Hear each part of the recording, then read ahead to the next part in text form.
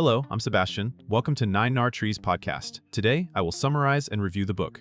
Mutual Aid, Building Solidarity During This Crisis and the Next by Dean Spade is a practical and political guide to collective survival in an era marked by pandemics, climate disasters, economic precarity, and deepening inequality.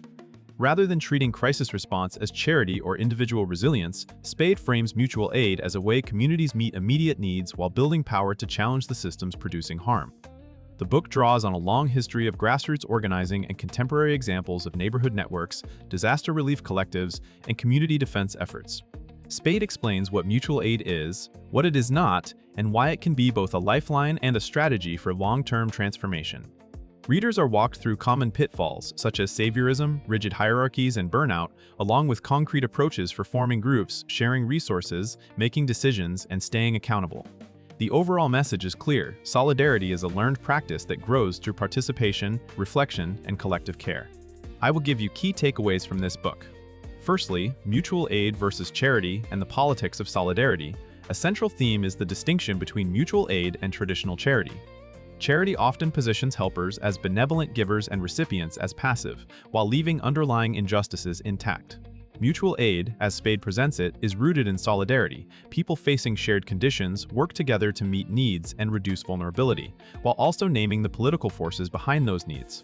This framing matters because it changes how groups relate to each other and what success looks like. Instead of measuring impact only by services delivered, mutual aid emphasizes participation, shared decision-making, and building trust across difference. The book also explores how state and nonprofit systems can manage crisis in ways that preserve existing hierarchies, including through bureaucracy, eligibility rules, and narratives that blame individuals. Mutual aid counters this by centering those most affected, treating survival as collective, and connecting immediate relief to long-range organizing.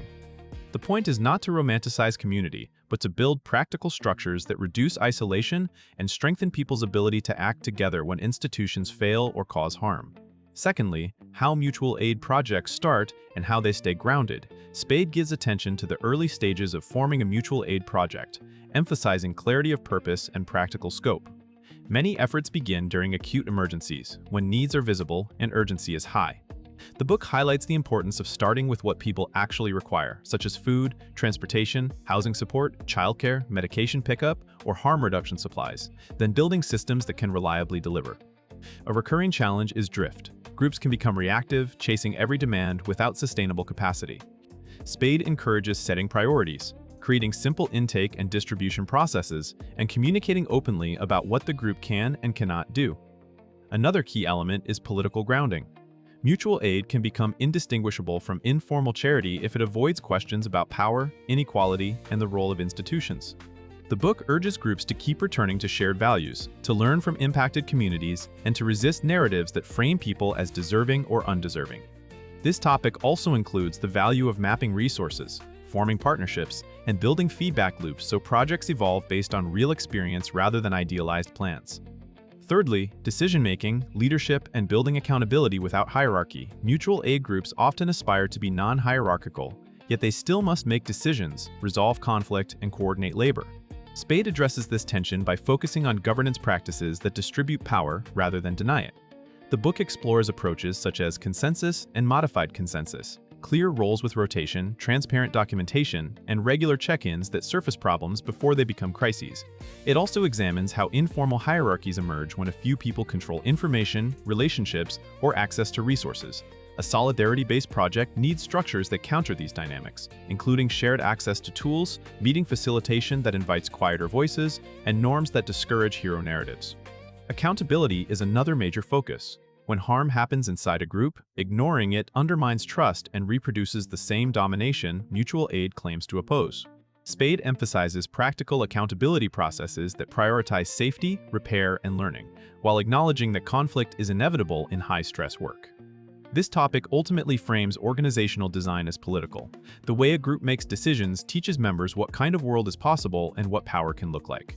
Fourthly, sustaining the work, burnout, boundaries, and collective care, crisis-driven organizing can quickly exhaust the very people trying to keep each other alive. Spade discusses burnout as a predictable outcome of scarcity, trauma, and unrealistic expectations, not as an individual failure. The book encourages mutual aid groups to design for sustainability by setting boundaries, sharing workloads, and creating cultures where people can step back without guilt. Practical strategies include scheduling shifts, maintaining contact lists so tasks are not trapped with one person, and building redundancy for essential functions like finances, communications, and supply distribution. Spade also highlights emotional dynamics that can derail projects, such as saviorism, martyrdom, and resentment when labor feels unequal. Addressing these issues requires honest conversation, transparent decision-making, and a willingness to revise structures. Collective care is presented as more than wellness rhetoric. It is a political commitment to keep people engaged over time, especially those most impacted by the crisis. This topic connects sustainability to strategy. Mutual aid is not only about immediate relief, but about building durable relationships and skills that strengthen communities for future emergencies and ongoing struggles.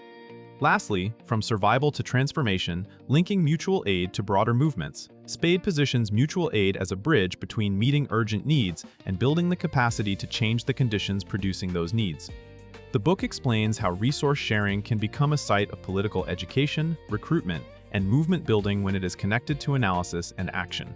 For example, distributing supplies can reveal patterns of eviction, medical neglect, policing, or environmental harm, creating opportunities to organize campaigns, mutual defense, or policy fights led by affected people.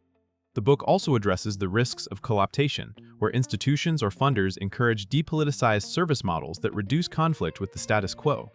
Mutual aid groups may face pressure to professionalize, to adopt restrictive nonprofit norms, or to focus on branding rather than relationships. Spade emphasizes maintaining autonomy, building alliances with grassroots formations, and developing strategies that include direct action and advocacy when needed. This topic underscores that mutual aid is not a substitute for systemic change, but a method for building solidarity and power in the present. The long-term aim is to create communities better able to resist violence, survive disruptions, and imagine more just ways of living together. In conclusion, this book is best for readers who feel the limits of individual coping and want a grounded way to respond to crisis with others. It will resonate with community organizers, students, activists, nonprofit workers questioning charity models, and anyone who participated in neighborhood support networks during the pandemic and wants to do it better next time. The main benefit is practical. It helps readers understand how mutual aid projects actually function, where they commonly break down, and how to build structures that distribute power, reduce burnout, and keep the work accountable to impacted people. It is also personally useful because it reframed care as collective practice, offering a path out of isolation and into relationships that can carry people through uncertainty. Compared with many books that treat community care as inspiration or lifestyle, Spade emphasizes strategy, politics, and real-world constraints. The value is in how the book connects everyday acts like delivering groceries or raising emergency funds to larger questions of governance, hierarchy, and systemic harm. It is worth buying if you want a guide that takes both crisis response and long-term transformation seriously, and that encourages readers to build solidarity that lasts beyond one emergency. If you would like to support Dean Spade, you can buy the book through the Amazon link I've provided in the podcast description. After reading the book, please let me know what you think and share your thoughts. See you around.